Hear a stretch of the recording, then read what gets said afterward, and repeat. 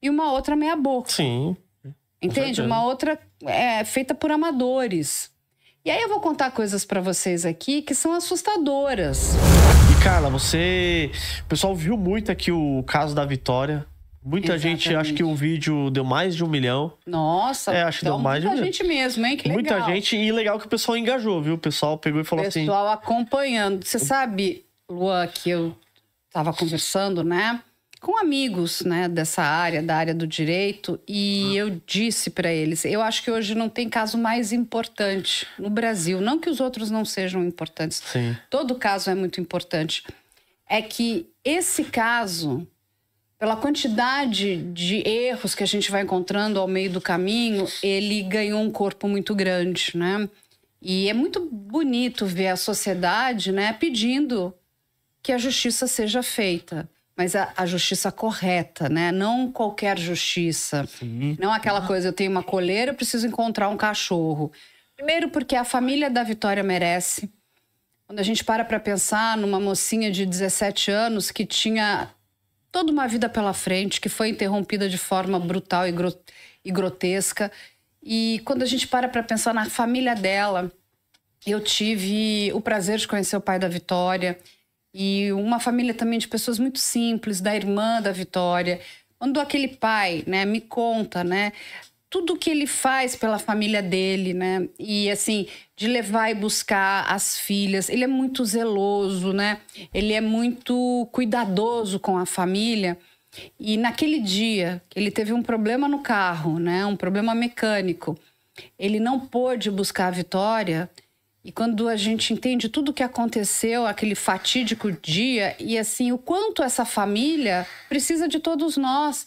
Porque quando a justiça começa a errar com todo mundo, e principalmente errando com a família da Vitória, sobra o quê para essas pessoas? Sobra nós, da imprensa, né? E a gente tem um papel social. O nosso papel social é ajudar nesses casos, a colocar luz, porque não adianta querer colocar sujeira para debaixo do tapete, principalmente no meu caso, que tem o hiperfoco. Sim. Eu vou lá e vou tirar a sujeira debaixo do tapete.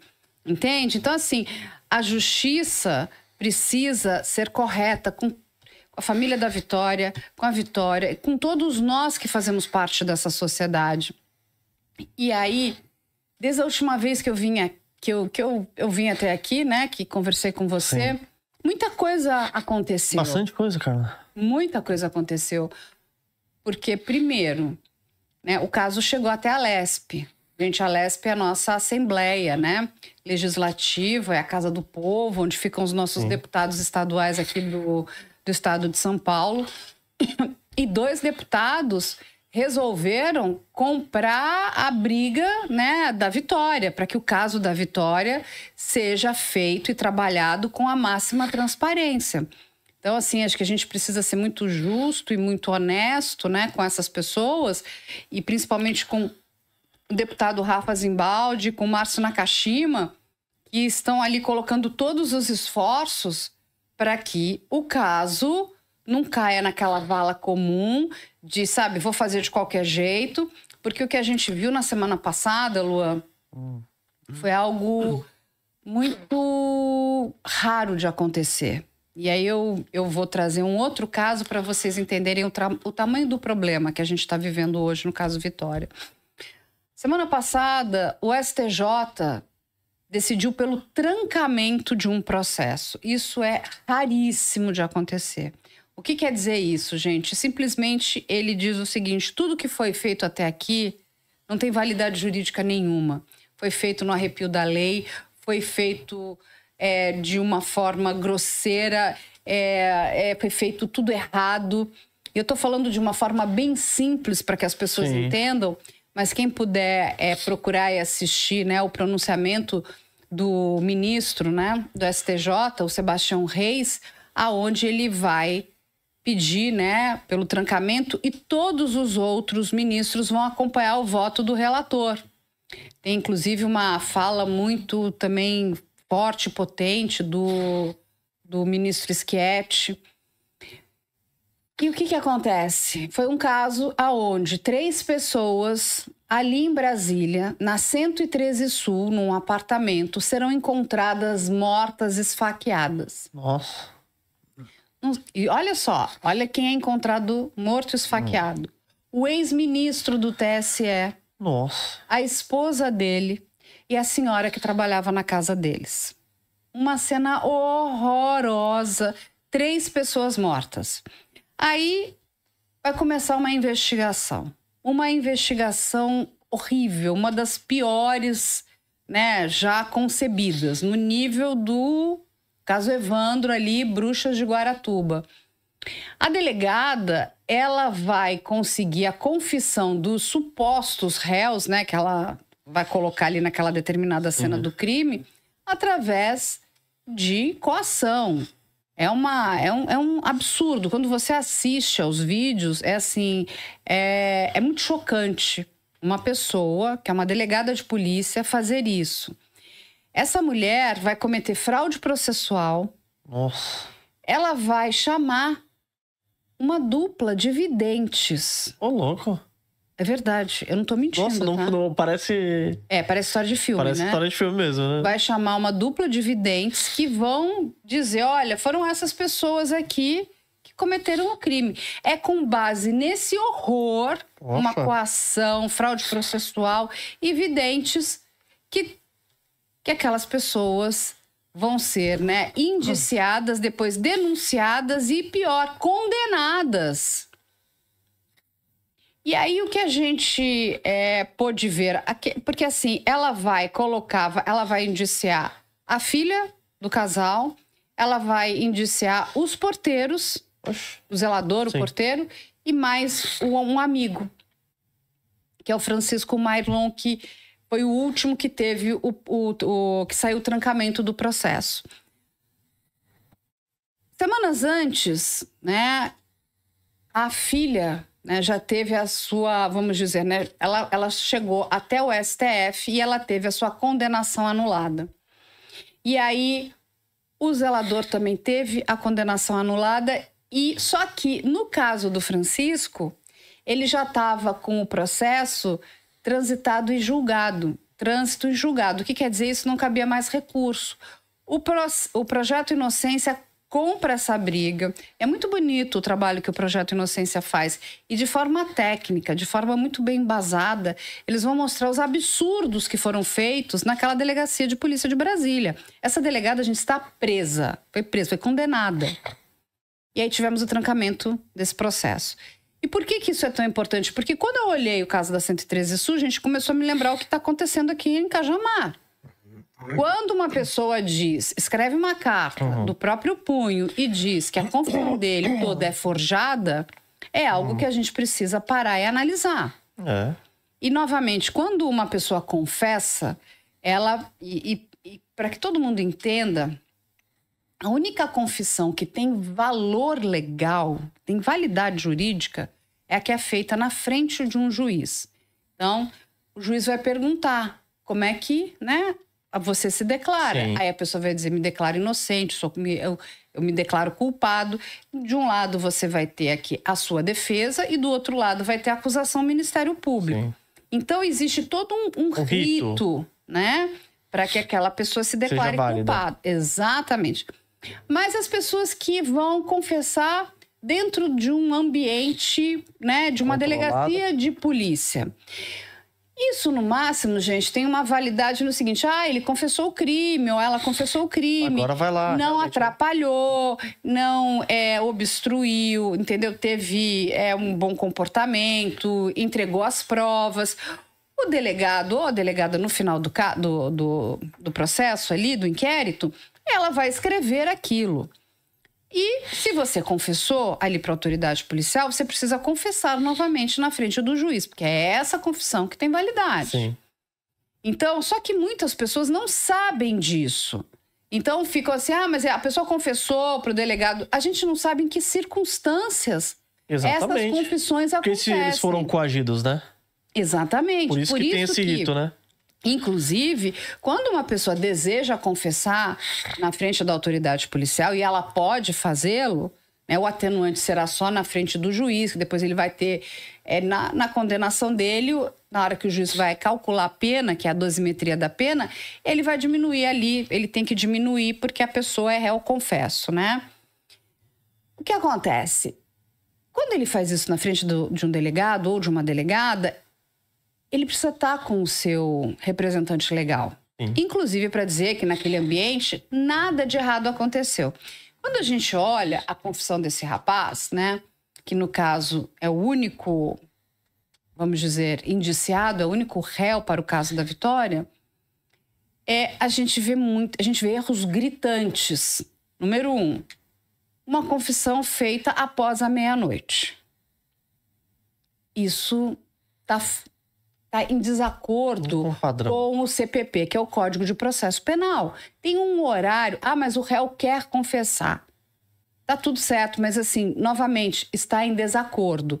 É lógico que se você for preso em flagrante, sei lá, pode ser de madrugada, qualquer horário, essa confissão, você é levado para conversar e ela tem um outro teor de validade.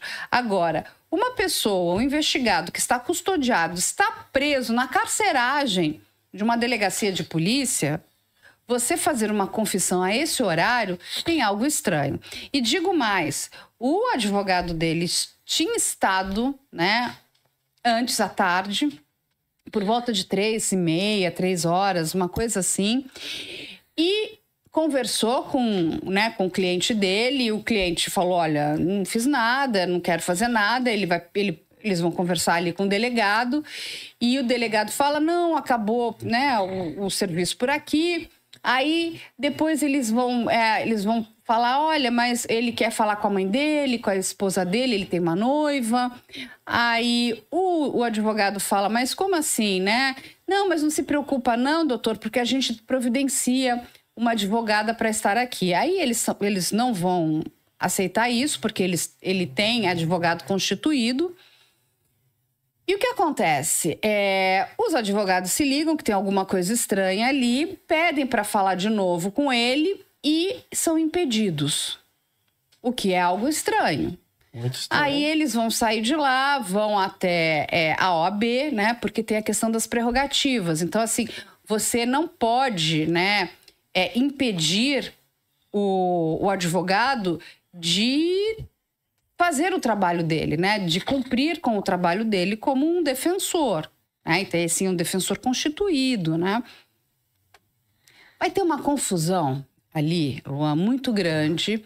Os advogados vão embora. O que acontece? Vai chegar o pessoal da Prerrogativas da OAB, aí vai chegar repórter de SBT, de não sei, vários canais. O próprio SBT vai noticiar que o tal do Michael não confessou absolutamente nada. E o que acontece? Inclusive, vai aparecer o presidente da OAB que também diz que, entende que ele tem um advogado constituído e quem vai acompanhar o Michael em qualquer passo que ele vai dar em relação, né, a esse caso é junto com esses advogados. Muito bem. Todos eles vão embora. 22h58, o Michael vai ligar para a mãe. Tem até essa ligação. A mãe, muito espertamente, vai gravar a ligação, gravando a tela do celular. Então, inclusive, aparece o horário, que é 22h58. E quem liga para ela é um celular de dentro da delegacia do investigador chamado Matheus. Quem está do outro lado da linha é o Michael. E ele pede para falar com a noiva, a mãe diz ela não está aqui, está na casa dela. Ele pergunta, você está bem? A mãe fala que sim. Aí ele chama a mãe para ir até lá, ela falou, eu já estive aí, estava cheio de repórteres, eu voltei para minha casa. Aí ela fala, amanhã eu volto aí para falar com você. Ela vai tendo uma conversa. E aí ele começa a entrar em desespero, dizendo que ele vai ter que confessar. Aí a mãe fala, não, você não faça nada sem falar com seu advogado. Aí ele começa a dizer, né, que não, mas os policiais dizem que eu tenho que confessar. E a mãe fala para ele, mas se você não cometeu esse crime, você não tem que confessar. E aí explica, né, dentro de um linguajar bastante simples dela, mas uma mulher muito ligada. Ela fala, se você confessar, você se torna um réu confesso. Se você não cometeu o crime, você não tem que confessar. Aí ele começa a dizer, não, mas a polícia tá falando que tem um monte de coisa em relação à minha pessoa, ele meio sem entender. E aí ele vai falar que os policiais falaram para ele que os advogados abandonaram o caso. Olha. Então, nitidamente, você vê uma pessoa que está dentro de um ambiente de uma delegacia de polícia, em desespero, sendo, inclusive, enganado pela autoridade policial, porque os advogados jamais abandonaram o caso. E o que acontece? Isso não é crime? Lógico, isso aí tem que ser levado para a corregedoria. Como que um delegado vai falar que o advogado abandonou o caso se o advogado não abandonou o caso? Aí o delegado depois vai dizer, não, que ele quis confessar de livre e espontânea vontade. Aí a gente vê que não é bem essa situação, não é? Exatamente. Quem está ali no controle, o elo forte dessa corrente não é ele, é a autoridade policial. E aí, Luan, é que vai começar o segundo show de horrores. Porque ele vai confessar, vai ter uma suposta confissão ali. E o que acontece? Quem está nessa tomada de depoimento de uma confissão dentro da delegacia após a meia-noite? Após a meia-noite, gente. Quem tá lá? O secretário municipal de Cajamar. Não é possível. Que uma pessoa importante dessa vai estar fazendo lá, né? Exatamente. O que o secretário de Segurança Municipal está fazendo dentro de uma delegacia, na tomada de depoimento de um investigado, inclusive participando desse depoimento? Ele vai falar para a mãe o seguinte, que o secretário disse a ele que se ele confessa que depois ele ia dar um jeito. Aí você escuta aquela conversa dele com a mãe, né? Que jeito? Que é isso? Eu nunca vi isso na minha vida. O secretário vai dar jeito? Não pegar uma pena muito longa. Uma conversa muito estranha. Uma conversa assim... Eu não sei como é que o prefeito de Cajamar ainda continua com esta pessoa na Secretaria de Segurança Municipal. Ele ainda tá lá? Tá lá. E aí você está fazendo uma negociação com uma pessoa, com um investigado? Estranho. Mas ele está lá. Juiz, né? Exatamente. Ele está lá, ele está sentado, tem imagens dele. E aí o que acontece? Depois disso, o delegado vai juntar esta confissão ao processo, né? Ao inquérito e depois vai fazer parte do processo. Mas, veja só, a Prefeitura de Cajamar, eles são muito bons. Tanto que eles enviaram uma advogada da Prefeitura para participar, foi nomeada somente para este ato. Ela não faz parte do processo. Ela só apareceu lá para dar, tipo, uma cara de validade nessa confissão. Uma advogada da ativa. E aí, o que acontece? O que o Michael vai falar na carta de confissão, que ela disse para ele que a melhor coisa que ele fazia era confessar. Um advogado não faz isso. De jeito nenhum. A primeira coisa que o advogado vai dizer para uma pessoa é que ele tem o direito de se manter em silêncio, ninguém é obrigado a produzir prova contra si mesmo, e quem tem que provar um crime é... acusação, né? Exatamente. O ônus da prova está na mão da polícia, da investigação, da acusação, de tudo isso. E independente daquela suposta, vamos dizer, né, confissão... A polícia, por mais que você confesse, você chega lá e fala assim, eu quero confessar, fui eu que cometi esse crime. A polícia tem que provar que foi você. Porque você pode estar escondendo alguma coisa, você pode estar acobertando outras pessoas. Pode ter muita coisa aí, entende? Então, somente a sua confissão não tem validade. Sua confissão tem que estar baseada com todo o restante da investigação. E aí, o que acontece, Luan? Ele confessa. Aí... o delegado vai juntar essa confissão e é um vídeo, né? Eles vão gravar também, eles gravam. Michael tá sentado, então alguém gravando de forma completamente irregular também. Tudo que está acontecendo aqui. E eles vão subir essa confissão em vários pedaços picados. Não é uma confissão, não é um vídeo começa do ponto zero até o ponto final. Por que fizeram desse jeito? Mas eles não têm original? Eles não entregaram? Então, não. Até hoje não. O que está no processo é um monte de pedaços picados. A resposta, que é para inglês ver, né, para boi dormir, para quem não, né, por exemplo, falar isso para mim, que sou da área do audiovisual, eles dizem, não, o vídeo é pesado, não sobe no sistema. Eu falei, não, Oxe. para, não, ai, que coisa puxada. Isso daí é pior demais, né? O vídeo não sobe porque ele é pesado. Muito bem, mas essa é... Então, assim, você não tem um vídeo íntegro, que você pode ver tudo o que aconteceu. Se aquilo, entendeu, tem um começo... E um final, uma coisa só. Muito bem. Mas dessas partes que subiram no processo, né, eu tive acesso não só ao processo, esses vídeos da suposta confissão e tudo mais. Tem uma hora, porque assim, quando uma pessoa confessa um crime, ela tá bom, então foi você que matou? Então eu vou te perguntar aqui, Luan, então como você matou? Essa é a pergunta que... Aí você tem que contar como você matou... que arma que você usou para matar, que tipo de arma, o que você fez com a arma, o que você fez com o corpo. Dá detalhes que somente... Muitos detalhes que só... corroboram com os E que não tem. Coisas curtas, sabe? Sim. Você matou, sim, foi eu que matei. Não, você tem que... E o que você falar tem que ficar exatamente linkado com a cena do crime. Pra dar validade, né? Exatamente, senão... Porque muita gente fala, fui eu que matei. Aí a pessoa tomou um tiro, o outro disse que foi uma facada. Como? Como você matou? Foi uma facada. Não, mas ela morreu com um tiro. Ou o contrário, entendeu? Sim, pra dar validade. Ou foi esganada. Pra ter valor. Então, você vê, isso aí tá muito contraditório. Então, não foi essa pessoa que matou, porque ela tá contando uma história que não é a realidade. E aí, um depoimento não pode ter nenhuma condução. Condução no sentido, você matou com uma facada, né? Entende? Olha, eu tô te dizendo, já dá a você resposta. matou com uma facada. Eu já tô te resposta. dizendo que você tem que responder. Quando a gente assiste o vídeo, o delegado tá na frente e ele vai perguntar, aonde você deu as facadas? Não é como você matou, mas onde você deu as facadas. Muito bem. Já começou, já... E ele fica olhando. E tem um delay na resposta. Aí o que o delegado faz?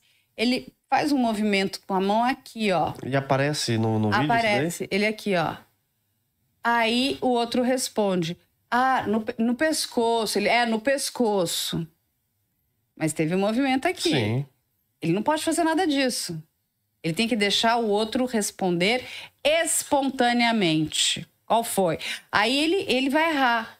Primeiro ele erra o número de facadas. Ele fala 2 facadas e são 3.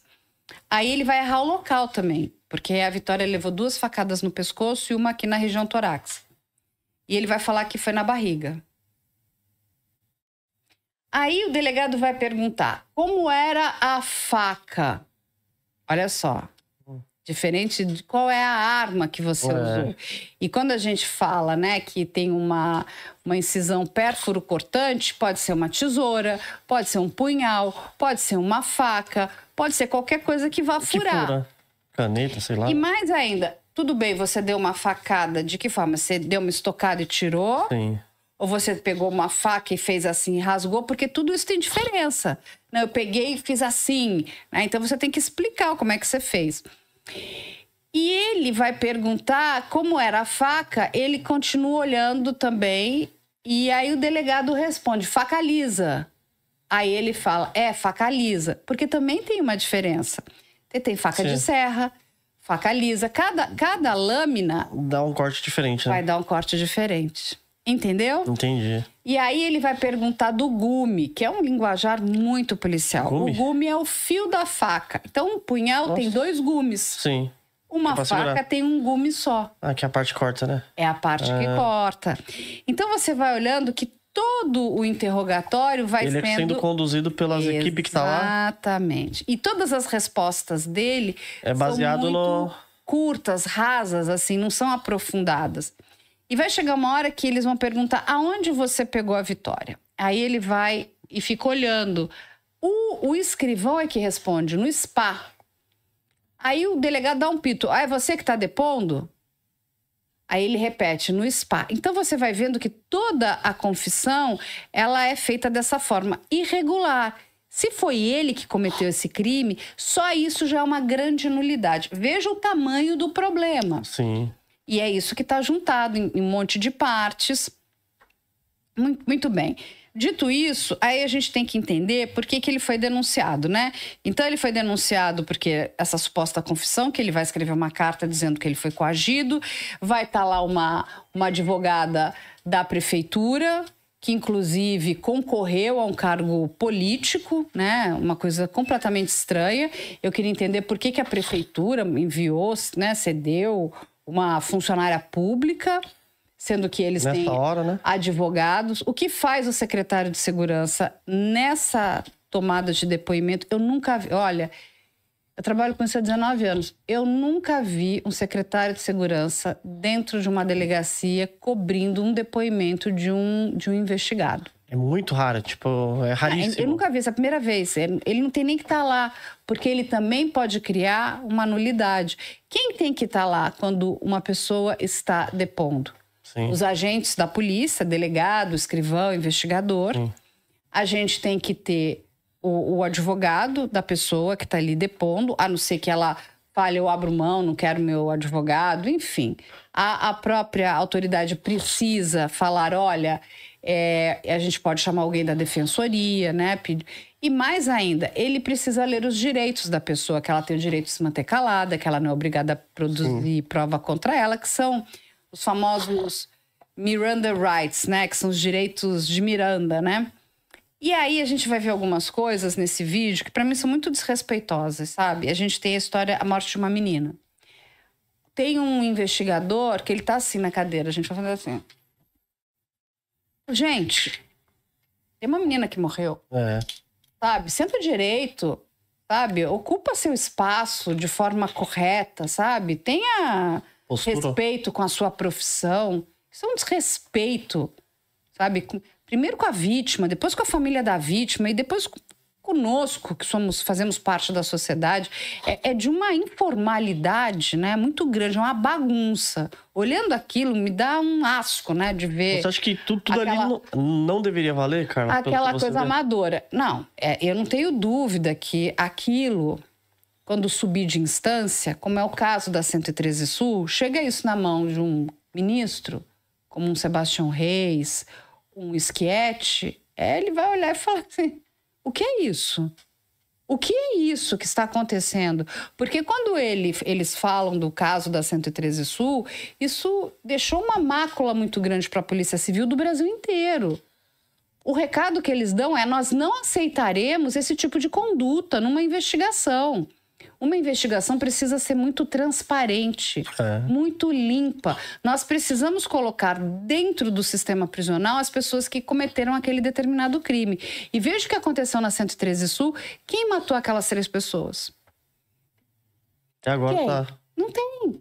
Você entende? 3 pessoas morreram de uma forma brutal. Olha o que a Polícia Civil de Brasília fez, do Distrito Federal, e olha o que aconteceu com o caso. Então, quando a gente vai olhando o que está acontecendo aqui, um monte de questões de nulidade, você começa a falar, isso aqui vai acabar mal. E o verdadeiro culpado pode passar batido, né? Pode passar batido. E digamos que seja ele. Lá na frente ele vai se beneficiar disso tudo. Entende onde eu quero chegar? Porque é uma investigação tão estranha que o que acontece? Essa investigação só beneficia o culpado. Ela não beneficia a Vitória. Sim. Uma investigação, gente, ela não pode ser apressada. E aí, quando isso vai cair na LESP, e aí a gente tem ali, teve uma reunião, inclusive, com o delegado-geral, eu participei, o próprio deputado fala, nós tivemos a investigação do ex-delegado-geral, o doutor Rui Ferraz Fontes. Eu vou dizer uma coisa para vocês, que investigação incrível, maravilhosa, bem feita. Olha, uma investigação muito bem conduzida pelo DHPP, com assessoramento do DEIC, enfim, de outros departamentos da polícia. aonde eles estão não só pegando todos os criminosos, como estão elucidando esse crime. E eu tenho certeza que enquanto todas as pessoas que cometeram esse crime não forem capturadas, eles não vão sossegar. Então, veja, quando o deputado vai conversar, tem uma conversa muito séria, diz o seguinte: nós queremos para a Vitória o mesmo tipo de investigação, porque ela também merece. Não só ela, mas todas as vítimas. Entende? Então, assim, eu não posso ter uma investigação incrível e uma outra meia boca. Sim. Entende? Uma outra feita por amadores. E aí eu vou contar coisas para vocês aqui que são assustadoras. Muito bem. A gente não pode ter, numa investigação, um viés de confirmação.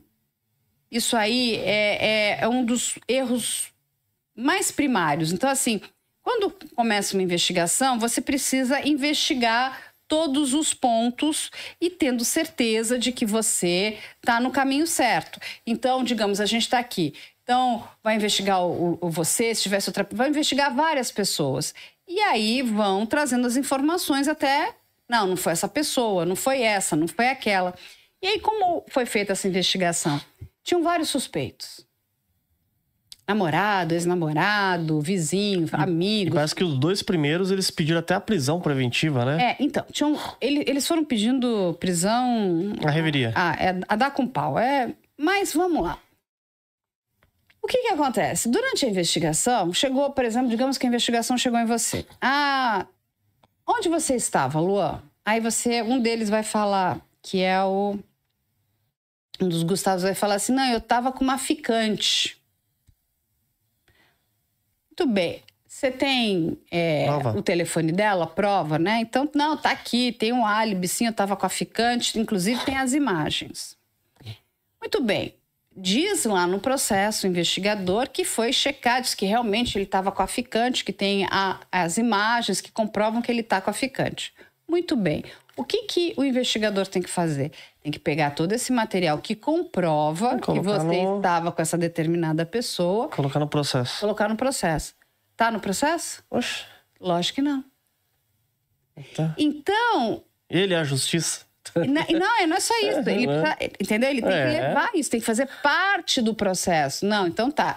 Ele era um investigado, nós investigamos e ficou comprovado que realmente ele não estava ali na região de Cajamar, naquele determinado dia, naquele determinado horário. Tem prova aqui, tem essa câmera de segurança. Tem o sinal do celular e tal.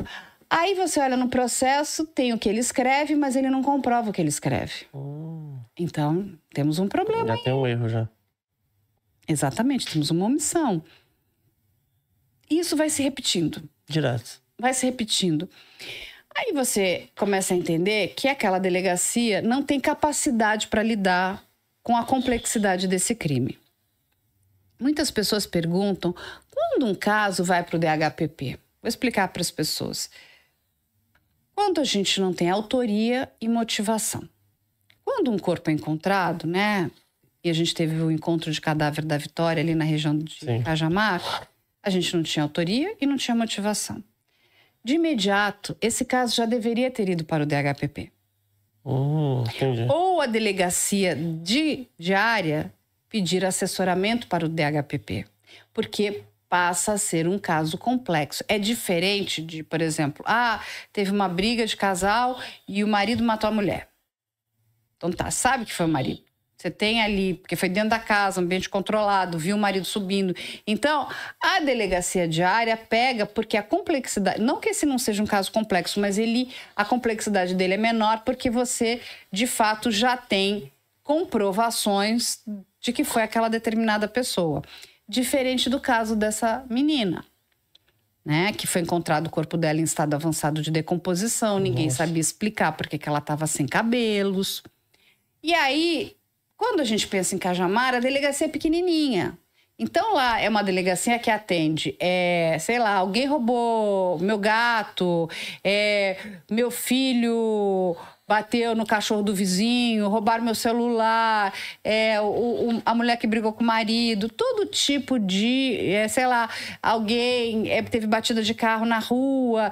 Então, eles vão cobrir tudo isso. E existe todos os dias, né, no ambiente policial, uma quantidade absurda de boletins de ocorrência que são feitos.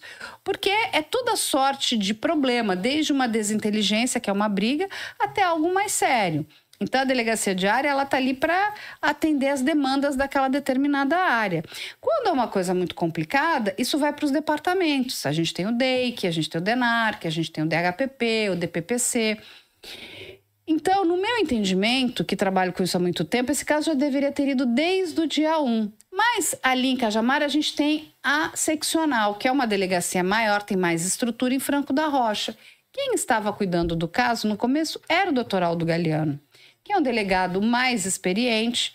Ele já foi nosso delegado geral e ele não teria apressado essa investigação. Ele teria feito um outro tipo de investigação, mas não sei por que cargas d'água, ele é retirado do caso e fica tudo lá em Cajamar. Cajamar não pede assessoramento para o DHPP e resolve que eles é que vão investigar.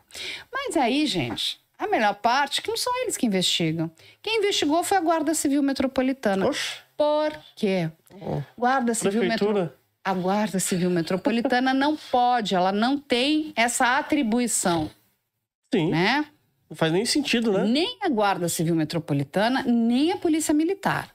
Né? Cada uma tem uma atribuição. A Polícia Militar é a nossa polícia ostensiva. A nossa Polícia Judiciária, que é a nossa polícia investigativa, é a Polícia Civil. Então, quem faz o trabalho de investigação é a Polícia Civil. Então, quem vai encontrar o corpo da Vitória é a GCM. A prefeitura, a gente vai destacar 100 agentes. Não só a GCM, tem Defesa Civil, Canil. Olha, eu gostaria só de saber se a prefeitura faz isso para todos os casos de desaparecimento, né? Seria incrível, maravilhoso.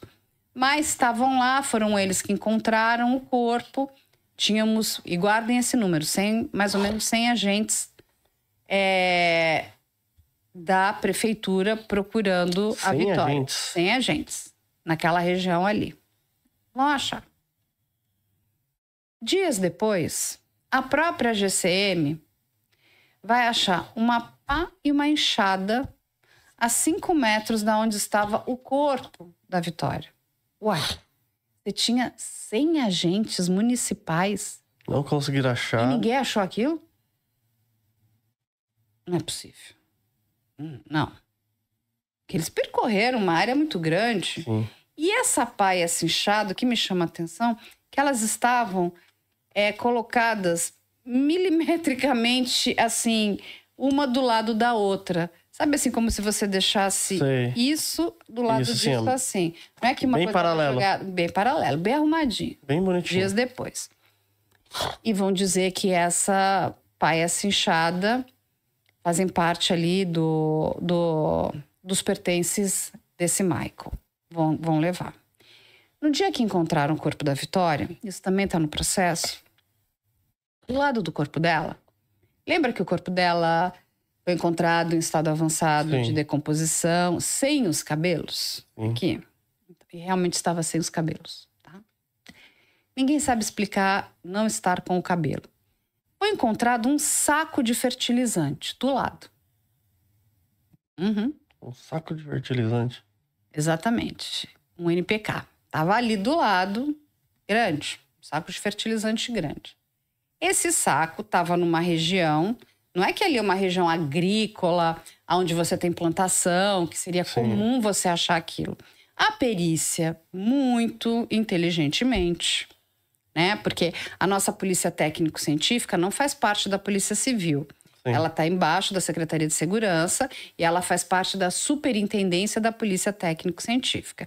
Eles vão lá e tudo que for estranho àquele ambiente, eles vão pegar. Um saco de fertilizante está do lado do corpo dessa menina. Não temos plantação aqui. O que esse saco está fazendo? Recolheram, colocaram dentro, né, de um saquinho de custódia, preencheram toda a documentação de cadeia de custódia. E esse saco foi levado. Muito bem. Você, como investigador de polícia, o que você tem que fazer? Investigar tudo, né? Investigar tudo. Por que esse saco tá ali? Um saco, fertilizante não é algo barato. Talvez não seja algo caro para você. Sim. Mas quando a gente pensa, né, na condição financeira de todas essas pessoas ali que estão sendo investigadas, é algo que fica estranho. Você vai comprar um saco de fertilizante e deixar lá, não é algo barato. E este fertilizante, esse saco, né, esse material, pode ter sido jogado no corpo da Vitória para acelerar a decomposição do corpo. E aí entra a questão de talvez ela estar sem o cabelo. Então queriam que realmente o corpo tivesse... Porque as pessoas vão usar mecanismos de aceleração para a decomposição do corpo. E o fertilizante pode ter sido usado para esta finalidade. Mas nada disso foi investigado. E era muito simples, é só pegar o nome da empresa, ligar. Porque como é um produto controlado... Não dá para saber o número de série. Quem comprou exatamente... Agora você precisa... Eu nem sou investigador, hein, cara? Mas você tem que fazê-lo, né? Ligar, falar, olha, eu preciso, se a empresa não fornecer, aí você, né, pede para o juiz para oficiar e fala, olha, eu quero saber quem comprou. Ou para quem vocês venderam. Tem um código de barra. Eu vendi para quem? Vai parar na mão de quem esse saco? Por que esse saco tava lá? Sumiu o saco? Não, sumiu o saco não. Tá bom. O saco tá guardado, mas o saco não foi investigado. Ele faz parte do processo, é um vestígio. Tá lá. Uma outra coisa. Lembra que eu falei que ela... No laudo de necropsia, vão estar lá as facadas. Só que quando... Aí eu pedi, né, para vários profissionais da área. Eu pedi para profissionais da área da Polícia Técnico-Científica, não só de São Paulo, de outros estados. Pedi para... juristas, promotores, para todo mundo olhar esse processo e me trazer, sabe, os questionamentos de cada um deles. Para não ficar, não, isso aqui é coisa da minha cabeça, ou a sociedade que está muito mexida com esse caso. Eu falei, quero, sabe, questões muito técnicas. E uma dessas peritas que recebeu o processo, ela falou, Carla, atrás da nuca da Vitória tem uma perfuração redonda. Redonda? Bem aqui atrás. Como se fosse uma caneta, alguma coisa assim? Parece um buraco de bala, mas a gente não sabe, não precisar se é uma bala ou não. Isso está descrito no laudo, mas não está descrito nos achados. Por exemplo, aqui, ó, aparece: a Vitória morreu em decorrência de 3 facadas. O que é esse buraco que está aqui na nuca dela? Não aparece. Não. Caramba. Aparece como um achado, mas não aparece na descrição ali depois. E ela vai ter, no entrecoxas dela, um arroxeamento, que não é de livores cadavéricos pós-mortem. Aquilo é anterior, ou seja, ela sofreu uma agressão. Essa menina estava nua. Nossa. A camiseta dela foi encontrada na cabeça, assim, meio que tapando o rosto. O sutiã estava preso no braço e ela daqui para baixo não tinha roupa. Nossa, entendi. Quando você olha essa cena, para que as pessoas entendam, é uma cena típica de uma pessoa que passou por um crime sexual. Mas, quando o corpo foi levado para o IML, que já estava em estado avançado de decomposição, o que acontece? Isso fica muito prejudicado. Porque para você poder dizer, olha, essa pessoa sofreu uma agressão, você precisa ter achados como arranhões, pequenas fissuras. Como o corpo já estava entrando naquele estado qualificativo, que vai se transformando, água, né? Como se fosse, ele vai ficando quase como uma geleia, vai ficando líquido, né? E até que ele fica líquido o suficiente que vai ficando aquele líquido amarronzado, né? Ele está se decompondo, né, gente? Ele deixa de perder a rigidez que ele tem, né? Muscular, a tonificação dele. Então, você também não consegue mais enxergar se aquelas vias, né, principalmente nessa área genital, se ela sofreu alguma agressão. Então, o correto é que nós digamos é o seguinte: esses achados estão comprometidos pelo estado avançado de decomposição. O que a polícia vai dizer? Não, ela não sofreu nenhum tipo de agressão sexual. Não se sabe, não se tem essa informação, não se tem essa certeza. O correto é... Aí, novamente, também diz que ela não possuía nenhum tipo de gravidez. A questão toda é... Porque a cavidade uterina estava vazia, mas estava vazia porque o corpo já estava se decompondo. Entende? Entendo. Assim, tem muitos achados que são muito prejudicados pela decomposição do corpo. Então, são muitas dúvidas que vão ficando. E aí é uma necessidade de uma investigação mais aprofundada. Inclusive, né, de uma antropologia forense, enfim. Mas nada disso foi feito. Nada disso foi feito. Então, a gente olha para um corpo que nitidamente você olha e fala: isso é cena de crime sexual. E quando você olha muitas coisas, principalmente essa camiseta no rosto, muitas vezes o agressor, quando ele acaba tirando a vida da vítima, quando ele se arrepende, ele esconde o rosto da vítima. Ele não quer mais ver o rosto da vítima. Quando você vai olhando para a vitimologia, né, principalmente nessa análise comportamental, às vezes a pessoa se arrependeu. Na criminologia, exatamente, isso é um sinal de arrependimento. Então, várias cenas de crime, e eu sentei para conversar com vários peritos dessa área que me trouxeram essas informações, né? Me mostraram, olha aqui, Carla, olha esse crime, olha esse crime, olha esse crime, olha esse crime. Então, mostra um perfil comportamental que é estranho, que diz o seguinte: conversei com vários psicólogos forenses que dizem a probabilidade do agressor conhecer a vítima é muito grande. A cena do crime, o que eles falam é o seguinte: a cena do crime fala. A questão é se você sabe ler ou não. Se você tem capacidade para ler aquela cena ou não. De novo, a gente vai voltar para onde? Para o DHPP, que é um departamento especializado que trabalha 24 horas com isso. Então, são policiais que têm, ó... Opa! Isso aqui tá esquisito. Tirocínio, feeling, né? Exatamente, que não é um crime, não é aquilo. Ele tá focado naquilo. E dentro do DHPP, para as pessoas entenderem, por que é DHPP? É Divisão de Homicídios e Proteção à Pessoa. São várias delegacias de homicídio, aí a gente tem delegacia de pedofilia, a gente tem delegacia de chacina, a gente tem delegacia de desaparecidos, de proteção à pessoa, de intolerância racial. Veja só, então assim, cada uma dessas delegacias é especializada em um determinado tipo de crime. Então assim, são policiais ali muito ligados, sabem o tipo de pergunta que vão fazer, sabem o tipo de vestígio que tem que procurar, sabe, você olha para aquela cena do crime, ele fala, opa, isso aqui tá esquisito. Tem muita coisa errada aqui. E aí, quando você joga na mão de uma delegacia que recebe todo tipo de coisa, com policiais que não são especializados, muitas coisas começam a sumir. E qual é o maior problema para a solução de um crime? O tempo que passa é vestígio que some. Então, muitos vestígios vão sendo deixados de lado porque não foram investigados da forma correta.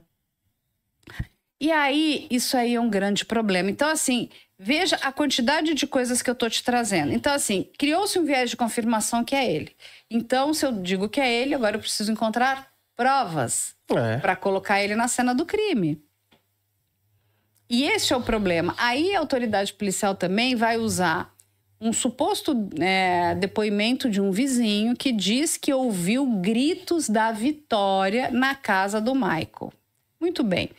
Aconteceu a fase de instrução, que é a fase do 421, aonde o juiz vai ouvir o réu, testemunhas, os agentes policiais.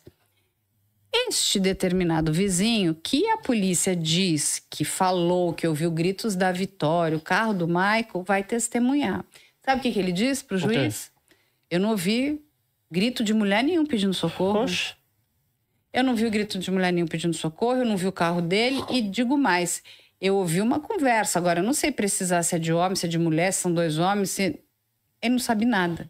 Ou seja, o que a autoridade policial levou ali, que está no processo, nessa fase do inquérito, não é... Aquela testemunha tem que, na frente do juiz, falar assim, não, eu ouvi sim uma mulher pedindo socorro. Aí vai ter um outro, porque assim...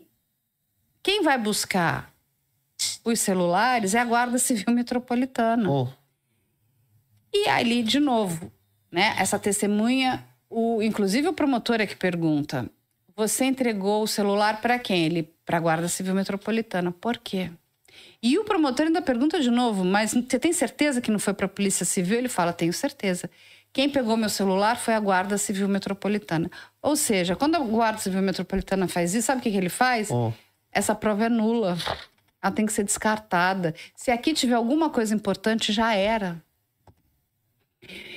E aí tem uma outra coisa bizarra dentro do processo, é que não existe cadeia de custódia para as provas digitais. Ou seja, a extração dos celulares, que deveria ter sido feita dentro da Polícia Técnico-Científica, foi feita dentro da Polícia de Cajamar, da delegacia. Falaram que tinha foto lá dentro, não era? Aí falaram que tinham fotos, e aí quando você vai pedir... Porque quando você faz uma extração, para as pessoas entenderem, eu vou extrair todos os dados que tem aqui, ou no seu computador. A primeira coisa, eu peguei o celular, eu tenho que colocar ele em modo avião, que é para ninguém mais mexer. Sim. Fecha o lacro e aí começa todo o trabalho de cadeia de custódia, né? Então, cada vez que você abre o lacro, você tem que descrever o que você vai fazer, colocar. E aí você vai colocar isso aqui. Eu não posso sair mexendo e vasculhando o seu telefone. Eu tenho que colocar isso dentro de um aparelho para fazer a extração desses dados. E preservar, porque tudo que eu fizer precisa ser rastreável e reprodutível. Ou seja, se eu fiz isso, eu tenho que explicar como eu fiz para que qualquer outra pessoa possa chegar no mesmo resultado olhando lá. Exatamente. Tipo assim, tirei uma foto aqui, ó, eu extraí e tal. Ele tem que explicar. Dentro da perícia, ele tem que explicar. Olha, eu usei o determinado software para fazer essa determinada extração. Então, se você for fazer, usando essa mesma tecnologia, vai chegar no mesmo resultado. Então, eu não posso ter um resultado para A, outro para B, outro para C. Tem que ser tudo igual, fechou? E isso, quando eu faço uma extração digital, eu preciso ter cadeia de hash. Hash é dizendo que essa prova é íntegra. Então, o hash vai me dar o horário, quando isso foi adicionado. Se você apagou, ele vai dizer, olha, isso aqui foi apagado, foi criado no dia tal. E ele entregou na data X. Então, digamos que ele entregou no dia de hoje. Entreguei no dia 21. Ok. Entreguei, não está mais comigo, está com você. Eu não posso ter nenhum dado neste telefone com a data posterior ao dia 21. Sim, não faz sentido. E temos isso no processo. Tem no processo? Tá tudo errado, então? É isso que eu te pergunto. Assim, olhando de fora, o que parece é que parece que... de horror. Parece que o sistema quer colocar a culpa nesse rapaz aí, de qualquer maneira. Então, e aí eu te digo, se você me perguntar, você tem certeza que ele não é culpado? Eu não tenho certeza de nada. Não, eu tenho mais exatamente. dúvidas do que certezas. Ele pode ser culpado? Pode. Ele pode ser inocente? Pode. Ele pode um monte de coisa. Podem ter outras pessoas nesse crime? Pode. E aí, quando a gente para pensar, Luan, essa investigação, do jeito que foi feita, me mostra o contrário. Porque existe muita interferência. Tem o carro dele também, né? Que falaram que colocaram ela lá e não tem uma gota de sangue. Aí não tem gota... A gente vai ter material biológico, que são os alelos, né? Então, porque é para as pessoas entenderem. Quando a gente... quando você joga, né, aquele luminol, ele vai brilhar. Né? Então, assim, só que ele vai brilhar para sangue de bicho, para qualquer vestígio, né, que a gente vai deixar lá. Vestígio biológico. Onde estiver brilhando, a perícia tem que ir um examezinho que chama FecaCult, né? Primeiro para determinar se é sangue. Encontrei sangue. Porque o FecaCult vai reagir com o ferro, né? Ali, então, ele vai... E o FecaCult vai dizer, não, isso não é sangue de um cachorro, ou sangue, sei lá, de uma galinha. É sangue humano. Então, reagiu o FecaCult aqui. Que é o mesmo exame que é usado para descobrir se você tem sangue nas fezes. Um exame para ver se você está com algum sangramento, que é o FecaCult. Muito bem. Agora, não, ele está reagindo. Então, eles vão levar, porque pode ser algum outro material biológico. Que material biológico é esse? Então, vou encontrar alelos dela, mas não fica especificado. No final, a perícia diz que aquele material está comprometido. Então, ele vai chegar na conclusão que ele não tem como precisar nada. Essa é o que está na perícia. É uma perícia que está muito bem feita, tá? perícia não está mal feita. Sim. A mesma coisa vai acontecer na casa dele, a primeira perícia dá negativa, depois eles vão chegar com outro método e vão achar uns respingos, um batente. Sim. E aí, gente, é tudo muito estranho, muitas pessoas estão com milhares de dúvidas, e a gente tem uma interferência gigante, né, na investigação da Guarda Civil Metropolitana, da Prefeitura. Eu queria entender por que todo esse apreço, né, da Prefeitura local. Eu gostaria de saber, inclusive, se a Prefeitura faz isso para todos os casos de Cajamar, né? Não, é de praxe, nós, né, colocamos sempre à disposição, porque é de uma generosidade. Não que a Vitória não mereça, mas o que você faz para um, você tem que fazer para todo mundo. Você não pode ter, de novo, 2 pesos e 2 medidas. E tudo isso levou esse caso, eu acho, que chegar no limite. Quando a gente vê ali que a nossa Assembleia, né, Legislativa pede para que esse caso seja enviado para uma delegacia especializada, um DHPP, para que as investigações sejam feitas com transparência, com cuidado, que todas as pessoas, né, que possam ter tido algum envolvimento com esse crime sejam investigadas. Sim. Você tem uma ideia? Eu conversei com o pai da Vitória. Ele nunca foi ouvido. Nunca foi ouvido? Não tem o depoimento dele. Nossa, não tem, tipo assim, quem eram os amigos próximos? Não, ele né? nunca foi ouvido. Não existe um depoimento dele formal no processo. O que pra mim é chocante. Ele é o pai da vítima. Ele vai falar assim, ó... Ninguém conhece melhor aquela menina do que a família dela. Todos deveriam ter sido ouvidos, né? Entender o hábito, quem eram as pessoas que rodeavam a Vitória, o que ela costumava fazer, o que ela gostava. Nada disso aconteceu. É muito, muito, muito chocante. Aí eu te pergunto, você acha que isso é uma boa investigação? Na minha visão, não, né? É lamentável. Acho que de qualquer pessoa, né? Mas essa aqui é a investigação que nós temos. Então é de bom tom essa investigação, principalmente porque, apesar desse inquérito ter sido concluído, né, e já está um processo adiantado, tem um monte de coisa que não foi investigada. Isso deveria... O que deveria ser feito agora, gente? Aberto um novo inquérito policial para investigar todos esses pontos soltos que foram deixados pela delegacia de Cajamar. Mas agora você está sentado? Vai ficar pior. Ixi. Essa é a melhor parte, eu deixei, que é a cereja do bolo do caso Vitória de Cajamar. Muito bem. Algumas pessoas que, enfim, são influenciadores de internet, e aí fica até um recado aqui, né, gente, um aviso. Quando a gente fala alguma coisa, a gente precisa ter prova. Sim. Então, assim, eu acho que foi determinada pessoa que fez aquilo. Mas eu acho não é suficiente. Eu preciso ter certeza. Tem provas. O eu acho a gente guarda pra gente. Porque quando a gente sai falando sem comprovar, o que acontece? A pessoa que se sente, né, ofendida, ela tem o direito de te processar. Sim. Civilmente e criminalmente. Civilmente vai doer no teu bolso. Criminalmente você vai responder um processo penal. E, infelizmente, alguns influenciadores, e aí eu digo isso que é um alerta, falaram determinadas coisas do prefeito de Cajamar, tá? Eu não sei exatamente o que foi que eles falaram, eu até vou conversar com eles depois para entender, mas o que é mais estranho é que esse processo corre em sigilo. O da Vitória não tá, mas o do prefeito tá em sigilo. Então, eu não posso dar muitos detalhes do processo, mas o que eu posso te dizer é que eles falaram isso. Muito bem. O mesmo delegado do caso Vitória vai pedir um mandado de prisão. Mandado de prisão? Para posts na internet. Eu nunca vi isso na minha vida.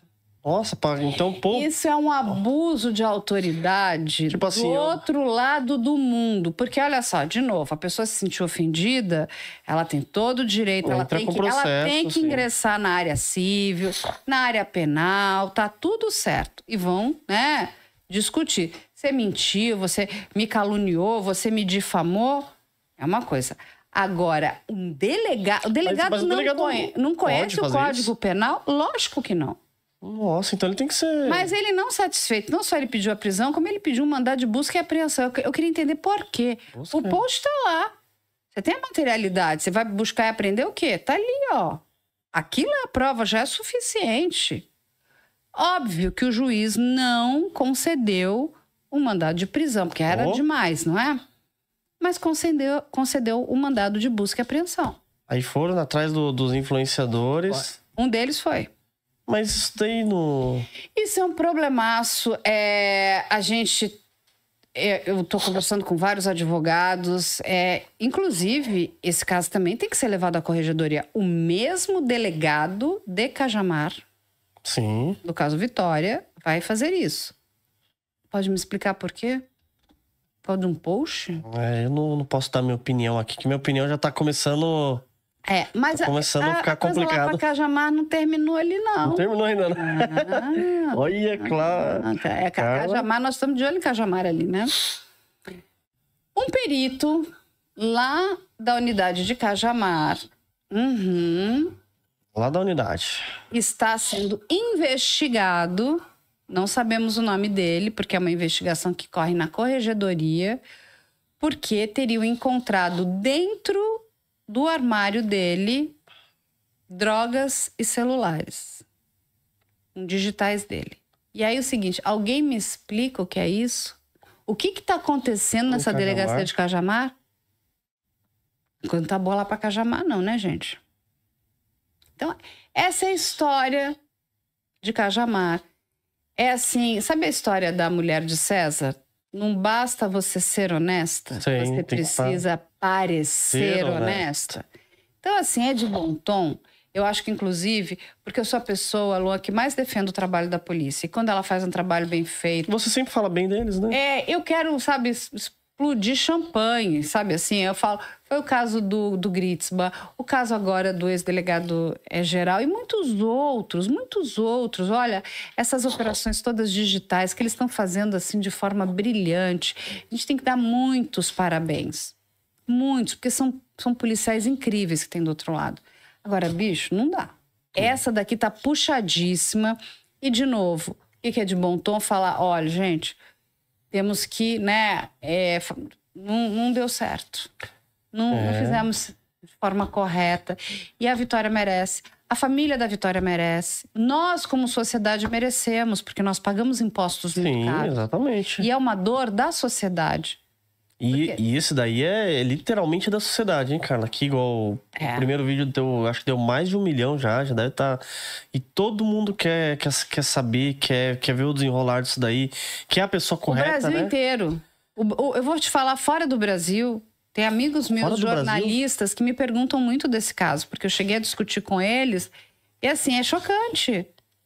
Carla, e como é que vai ficar isso? Eu falei, olha... Tudo que a gente pode fazer para ajudar nesse caso, ajudar a família dela, a gente vai fazer. E, de novo, se foi Michael, que a gente tenha culpado, exatamente. Certeza e que ele pegue pena máxima. Se foi ele com mais outras pessoas, que todos sejam levados, né, ao tribunal do júri e sejam ali... processados, né, que sejam ali, respondam diante do nosso conselho de sentença, que são os nossos iguais, que é a sociedade. Se foi algum poderoso, dane-se, pode, de novo, quem quer que seja. A gente não pode pegar uma pessoa e esconder todo o resto. Sim. Dito isso, a gente colocou, não foi uma lanterna, foi um farol mesmo daqueles, né, de barco, né, aquele que fica ali em cima para... Assim, colocamos todos os holofotes e aí tá ali. Agora a gente espera, a polícia tem um determinado tempo, né, a Delegacia Geral para responder as quesitações ali da Alesp em relação a esse processo. E a gente de fato espera, que eu acho que isso seria muito digno, né, que fosse aberto um novo inquérito para apurar todas as coisas que não foram bem investigadas nesse caso, para que, inclusive, sabe, essa alma, essa menina consiga descansar em paz, essa família consiga também fechar esse ciclo. E que todos nós tenhamos a informação do que aconteceu de fato com essa menina. É um terrível. Essas informações que você traz aí, você vê que tá tudo errado, né? E tem que realmente aí começar uma investigação correta, né? Idônea, ali que faz... Pra realmente encontrar quem realmente Muito é, né? triste, né, Luan? Triste demais. Nossa, a gente fica vendo E eu fico vendo os comentários, o pessoal comenta o dia todo nos vídeos com a Carla. Porque todo mundo quer, e tá correto, as pessoas têm o direito, né? Se você escolheu estar nessa profissão, né, trabalhar ali dentro de uma unidade policial, é uma escolha. Ninguém te obrigou a estar ali. Exatamente. Então faça esse trabalho com orgulho, faça esse trabalho, né? Tenha, sabe, com dignidade, com propósito. E fala assim, e você precisa entender que você está trabalhando com pessoas, com a sociedade, com algo que é muito difícil, com dores, né, da nossa sociedade. Essas pessoas não têm esse direito de fazer isso de qualquer jeito. Não mesmo. Mas esse é o caso Vitória, gente. Eu prometo trazer sempre atualizações. Agora, vamos ver se ele será pronunciado, porque né, a defesa, segunda-feira, entregou as alegações finais. Agora o juiz demora aí uma média de uns 10 dias para dizer se vai pronunciar ele, se vai impronunciar. A gente precisa entender o que vai acontecer, né? Mas agora está na mão do juiz também.